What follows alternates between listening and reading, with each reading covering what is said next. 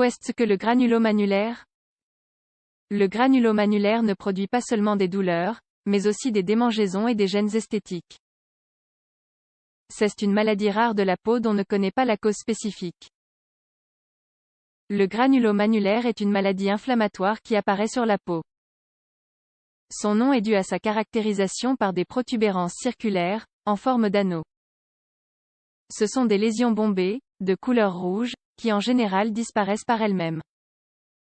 Il est vrai que le granulomannulaire est une maladie peu fréquente.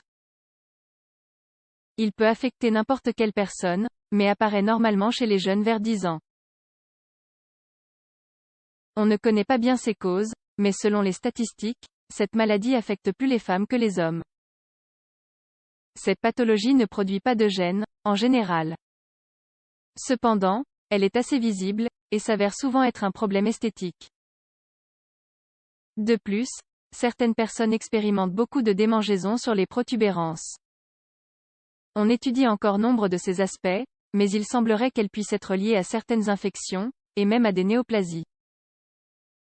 Dans cet article, nous vous expliquerons tout ce que vous devez savoir sur le granulomannulaire pour pouvoir le différencier. En quoi consiste le granulomannulaire? Comme nous l'avons déjà mentionné, il s'agit d'une maladie inflammatoire et chronique de la peau. Elle consiste en la formation de lésions bombées rouges, en forme d'anneaux. Généralement, elles apparaissent sur les mains et les pieds. Il est vrai que même si l'on sait qu'elle affecte plus les femmes et les personnes jeunes, on ne connaît pas exactement ses causes. Ainsi, on a vu que plusieurs facteurs peuvent le déclencher. Par exemple, il peut être un effet secondaire de certains médicaments. Une autre cause possible sont les piqûres de certains insectes, et même une réaction au vaccin. On a aussi lié le granulomannulaire à certaines infections, comme l'hépatite, par exemple. Ainsi, il faut souligner qu'il ne s'agit pas d'une maladie contagieuse. Même si normalement, le granulomannulaire disparaît après 2 ans sans traitement, il est important de bien l'étudier. Les scientifiques essaient de démontrer leur association avec d'autres pathologies systémiques. Il semblerait que le granulomannulaire peut être lié à certaines maladies de la glande thyroïde et au diabète. De même, certains processus cancérigènes pourraient le provoquer. Dans ces cas, il y a en général plus de lésions sur tout le corps qui ne répondent pas bien au traitement. Quels symptômes produit-il? Le granulomannulaire ne produit pas de symptômes en dehors des protubérances. Ces lésions peuvent être de différentes couleurs, de bleuté à une couleur viande tirant sur le rouge. Celles-ci sont en forme d'anneau qui s'étend vers le dehors, avec un centre légèrement creux. Les lésions sont sensibles au toucher, mais ne causent pas de douleur. Cependant, elles peuvent constituer un problème esthétique ou causer des piqûres. Surtout quand il y a beaucoup de protubérances disséminées sur le corps. De plus, les experts classent le granulomannulaire en différentes catégories. En premier lieu, on trouve le granulomannulaire localisé, qui est le type le plus fréquent.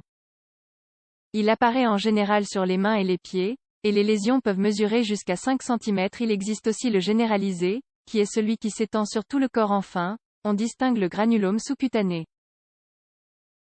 Dans ce cas, les protubérances sont petites et fermes, et ne sont généralement pas de couleur rouge. Comment soigne-t-on le granulomannulaire? Le granulomannulaire provoque des lésions très caractéristiques, c'est pour cela qu'il est facile à diagnostiquer. Ainsi, en cas de doute, les dermatologues sollicitent parfois une biopsie de la peau pour le confirmer. Comme nous l'avons déjà indiqué, les protubérances ont tendance à disparaître d'elles-mêmes au bout d'un moment. Ainsi, la maladie dure 2 ans, au maximum. C'est pour cela qu'il n'est pas forcément nécessaire de la soigner. Cependant, il est vrai que le granulomannulaire peut être gênant au niveau de l'esthétique ou des démangeaisons. C'est pour cela qu'il existe certaines options thérapeutiques. Dans certains cas, on peut utiliser des crèmes contenant des corticostéroïdes qui accélèrent la disparition des lésions. De même, on peut injecter ces médicaments quand la peau ne répond pas aux crèmes. Dans certains cas, les médecins ont recours à des techniques de photothérapie pour soigner le granulome annulaire. Et, enfin, quand les lésions sont très étendues et généralisées, on prescrit des médicaments de forme orale. Cependant, le plus important est de faire appel à un médecin qui choisira le traitement le plus adéquat.